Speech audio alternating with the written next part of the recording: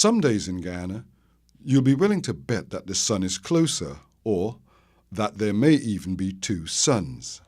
Then, at other times, there's heavy rainfall outside of the traditional rainy season. But have you ever stopped to wonder why? What is climate change? I do not understand much about climate change. It has to be something to do about the weather pattern. For me to understand what climate change is, I must know what climate is. And for me, climate would be the state of atmosphere around a long period of time, approximately 30 years period. So, with that said, climate change would be the change in that regular state of atmosphere to another, like a drastic difference that is in temperature, a lot of rainfall or least set of rainfall, or a lot of sunlight, etc. I don't know much about climate change. I think climate change is a change of climate over time, sometimes caused by pollution, and is bad for the earth.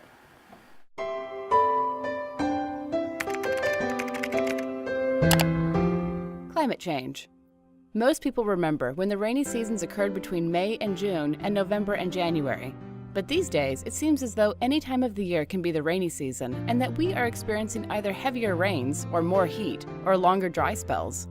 These long-term changes in the Earth's climate are what we refer to as climate change. The planet's climate has been constantly changing over time. The global average temperature today is about 15 degrees Celsius, with the current period of warming occurring more rapidly than before. Scientists are concerned that natural changes have been influenced by human activities that have serious implications for Earth as we know it. Human activities such as burning fossil fuels like coal, oil and natural gases are increasing the amount of carbon dioxide, which is the main greenhouse gas responsible for global warming. Carbon-absorbing forests are also being cut down. Gases like carbon dioxide, released from industry and agriculture, known as emissions, is adding to the natural greenhouse effect.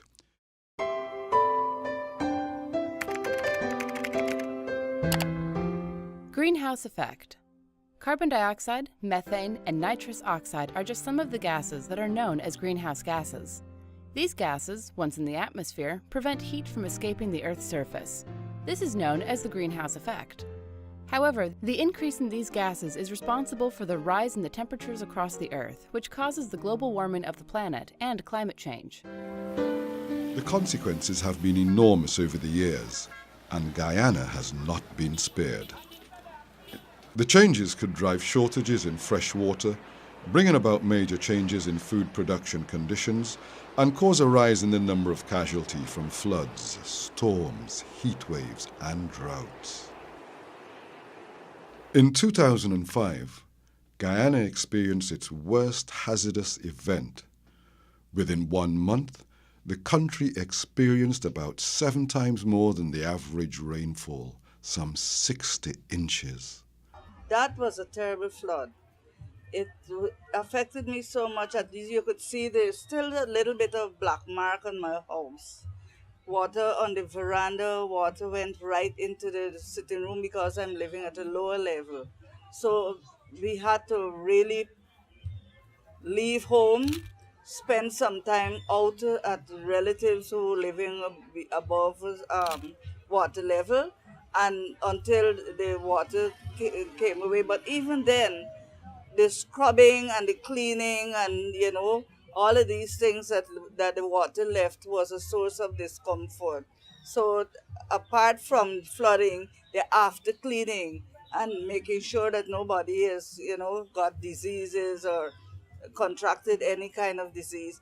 At that time, meteorologists noted that over the past 100 years, Guyana's average recorded rainfall for the month of January was 7 inches. This was surpassed in one night of torrential rains. Hundreds of thousands of people on Guyana's coasts were affected, many of whom had to be placed in shelters after their homes were destroyed. there were 11 recorded deaths caused by the waterborne disease leptospirosis. Official figures show that the 2005 flood caused an estimated $465 million in damage, which is equivalent to hundreds of billions of Guyana dollars. This was not the end. Other floods followed this major disaster, although on a lesser scale and impact. Guyana is particularly vulnerable because its coastal plain lies 0.5 to 1 meter below sea level, and the drainage system, which originated in the 1600s under the Dutch colonial rule, is under severe stress due to age and climate pressures.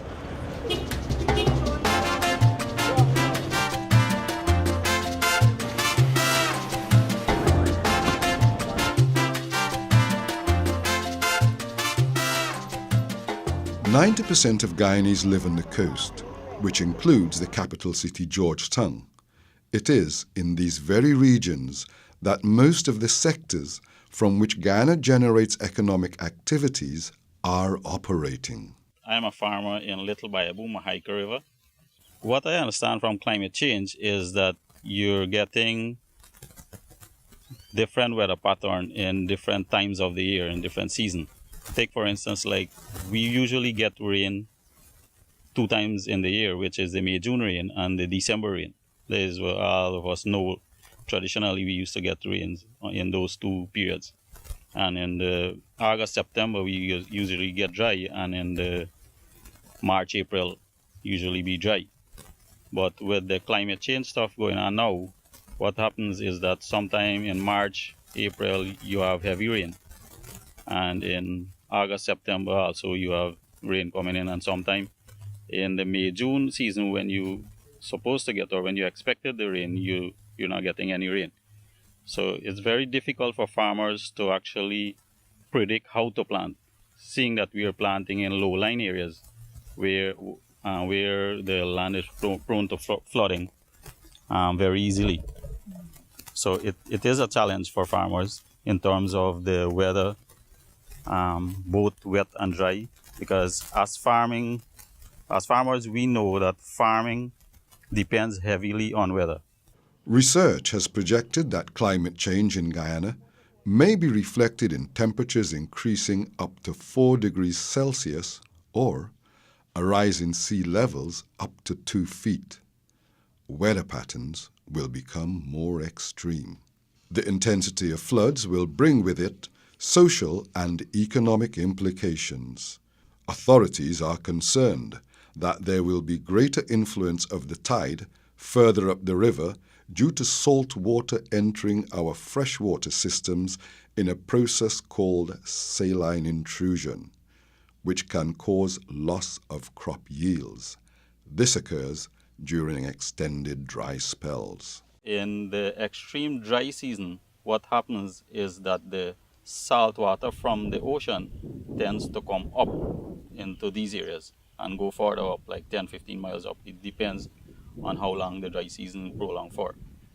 And if you're doing farming, the salt water is no good for the crop, so it tends to destroy the crop.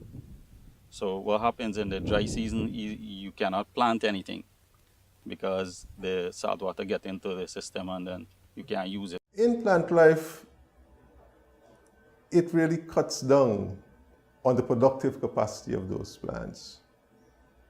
For example, we find a lot of times crops are going almost to the harvesting stage. And then because of climate change, you might have a sudden influx of intense rain. Farmers are not able to harvest their crops. So the productive potential goes down. Sometimes you're able to get a little crops out of it or no crop out of it.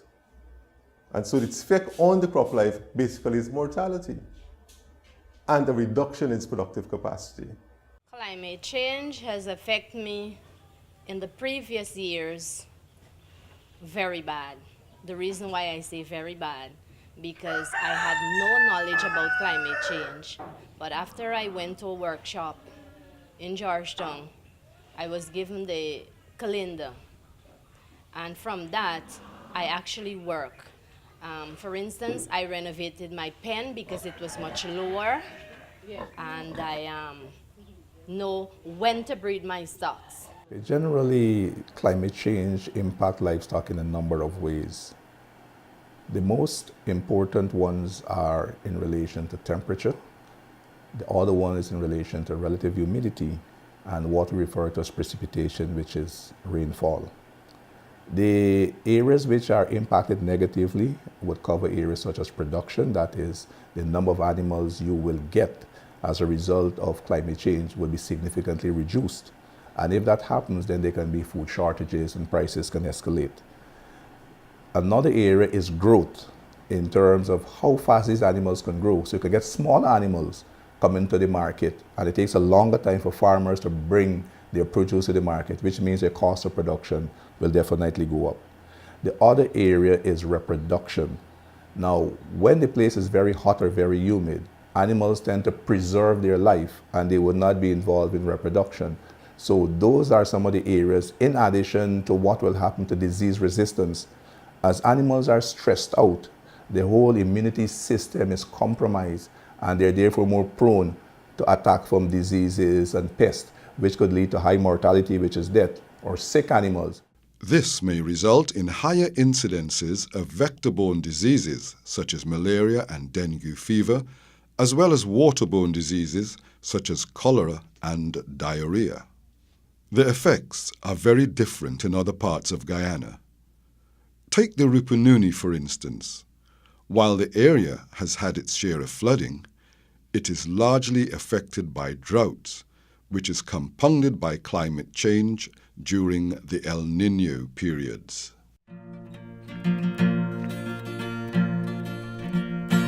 Rupununi, I'm coming back to you, to my mountains and savannas, to my rolling hills, green valleys.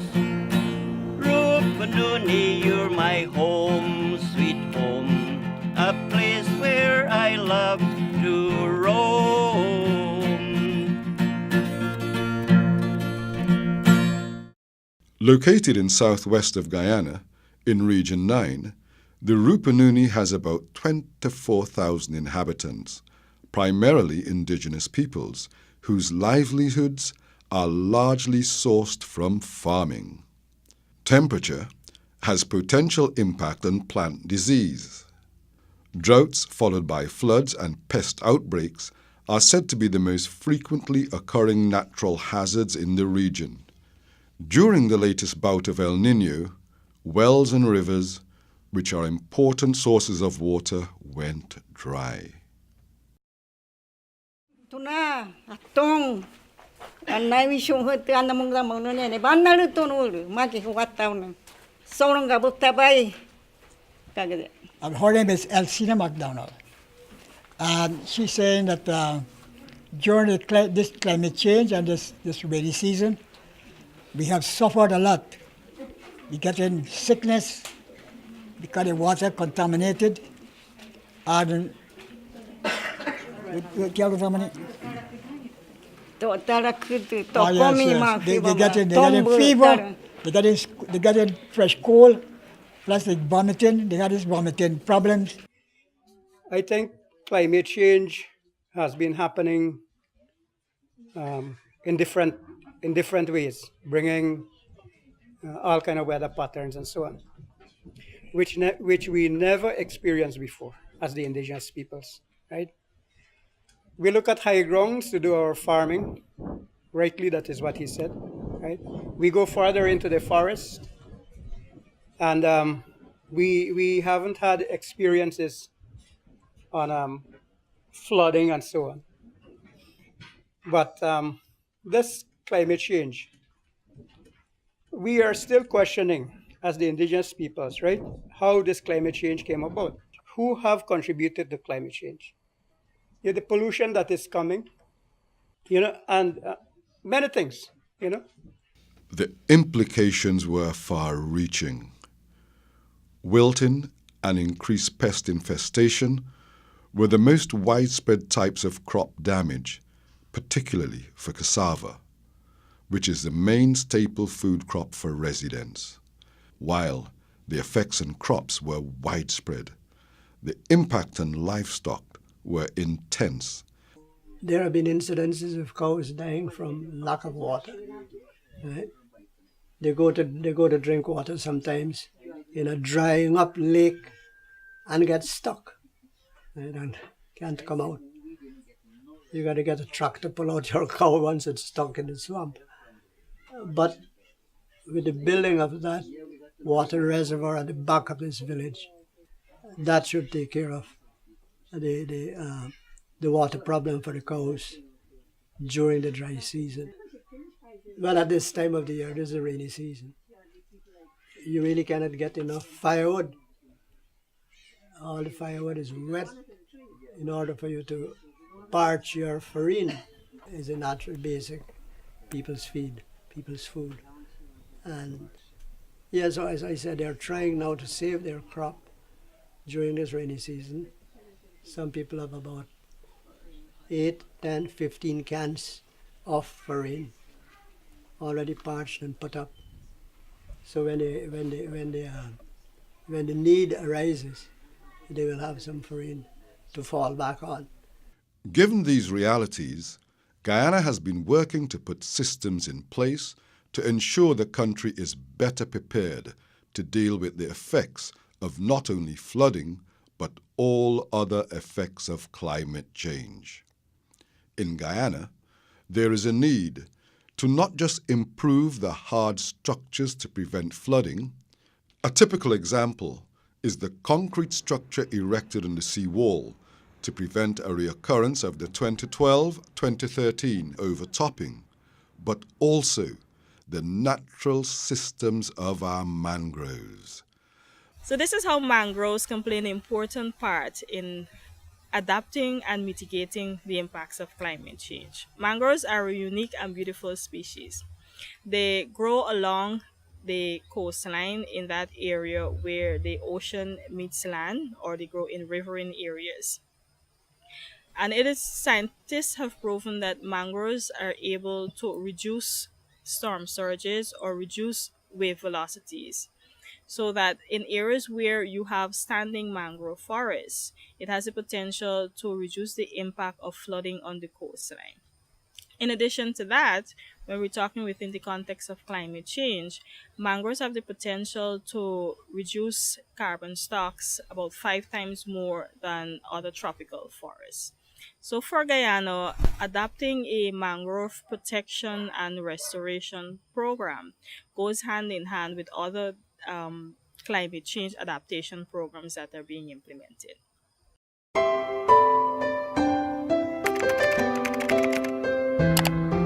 Adaptation. We adapt when we build sea defenses to protect against the rise in sea level, raise our farm beds during floods, or when we plant crops that are more resistant to extreme weather. When we take actions like these, we are less affected by the impacts of climate change. This is what we call adaptation. Key agencies, under the leadership of the Office of Climate Change, have been working to ensure that the country is in a better place to withstand the effects of this phenomenon.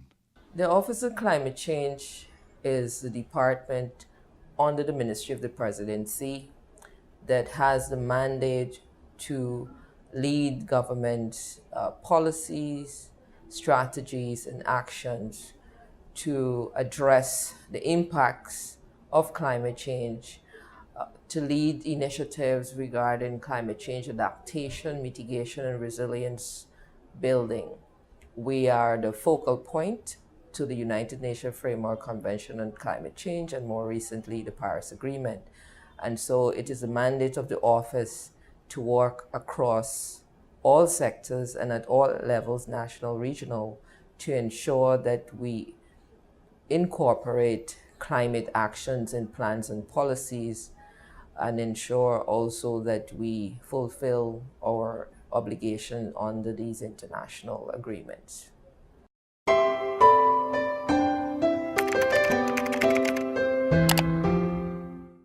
Resilience. When we talk about resilience, we are talking about the ability to predict, adapt to, and recover from the effects and impacts of extreme weather patterns and climate change. Some of us have become resilient to climate change by raising livestock pens, so that during the extended rainy seasons, which bring floods, there is little to no impact on the health and safety of livestock, and therefore little to no impacts on our economic welfare. The Ministry of Agriculture has implemented a number of adaptation measures, including some focusing on climate-smart agriculture. This is basically a business model that increases agricultural output while maintaining or lowering amounts of inputs such as land, water, or fertilizer. Over the years, the Ministry of Agriculture has also been working with livestock farmers to ensure that pens are built off the ground. Farmers are encouraged to plant on raised beds to withstand the floods. So we started to think, a way forward, how we can really get around the new weather pattern. And then we come up with ideas like this here now, that if you can see in the background, we have a little pen, maybe not the best of facilities, but we have some better facilities now that we will not have to be out in the rain. The milk will be much more cleaner now than before, because you can think about it, you will have to milk in rain. You never know when the rain will come. You have to stay within a certain time limit. Maybe you will in the process of milking, and then there comes the rain. So all the mess from the cow, most of it will have got into the container that you're milking in, and it will have contaminated the milk. Additionally, the Ministry of Communities is working to set up a National Water Council to facilitate management of water resources across the country, particularly with the increase of floods and droughts countrywide.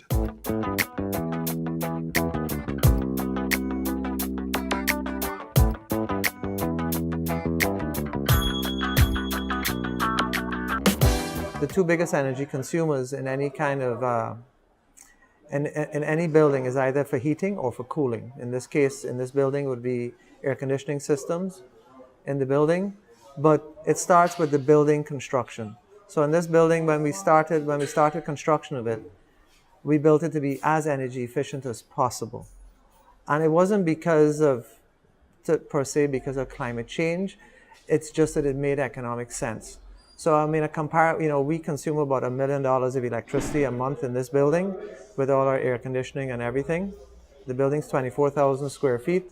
Any other office building this size, you're looking at, they're consuming somewhere between $3 to $3.5 million a month in electricity.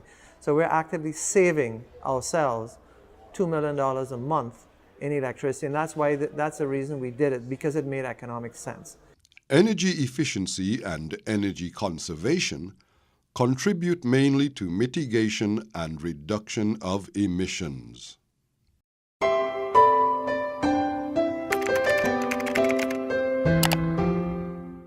Mitigation. Mitigation is any action that addresses the root cause of climate change, that is, the volume of greenhouse gases, such as carbon dioxide, in the atmosphere. An example of mitigation is the act of conserving our forests, which help to remove greenhouse gases from the atmosphere. While adaptation asks us to deal with the impacts of climate change, mitigation seeks to slow down or decrease these impacts. As part of the climate change mainstreaming, all government agencies are required to integrate climate actions to address climate risk. The focus on recent effort has been in making Guyana a green economy. In our context, what it does is it places emphasis on the country sustainably utilizing its natural resources to develop the country. As you are aware, Guyana is very rich with mineral resources, biodiversity. Our ecotourism package is also unique. But what we have not been able to do is to utilize all of our natural resources for the total development of the country. Instead, we have only been able to use a few sectors, and a few sectors really have been driving the development of this country. With the green agenda, we will be able to utilize every single sector for the sustainable development of the country. As an indication to Guyana's effort in becoming a green state, the government has designated Bartica as Guyana's first green tongue. Bartica is expected to lead Guyana with its green state strategy. And what we are about to implement here in Bartica is initiatives that will of course be a model for other tongues and other communities and villages within the country of Guyana. UNDP, under the Japan-Caribbean Climate Change Partnership, JCCP, contribution towards renewable energy and energy efficiency is piloting solar-powered electrical system and streetlights in Bartica. This balance helps to ensure the country is both socially and economically stable while reducing environmental risks. Guyana is certainly not immune from the effects of climate change, and the Guyanese are seeing an unprecedented frequency of unusual, extraordinary climatic events in the forms of droughts or floods. One other aspect which is very important is that Guyana is also significant in the mitigation efforts. The vast tropical forests of Guyana are the planet's lungs, and Guyana is #2 in the world in terms of forest coverage after Suriname. Now, Guyana has taken some commendable steps to address climate change, starting with the signing of the UN Framework Convention on Climate Change in 1992, to the most recent signing of the Paris Agreement in 2015. The current government is formulating the Green State Development Strategy that builds on the Low Carbon Development Strategy, but also incorporates the SDGs and the Agenda 2030. Through this Japan-Caribbean Climate Change Partnership, UNDP, supported by the government of Japan, is working with the government of the Cooperative Republic of Guyana. While governments and agencies are working to keep the planet safe, there is a role for every citizen. Scientists say that humanity can limit the efforts of climate change if each person uses just 2,000 watts of power a year. So, turning off your lights when not in use is one of the simplest ways to conserve energy. Also, if you have not done so already, ensure that your bulbs are LEDs.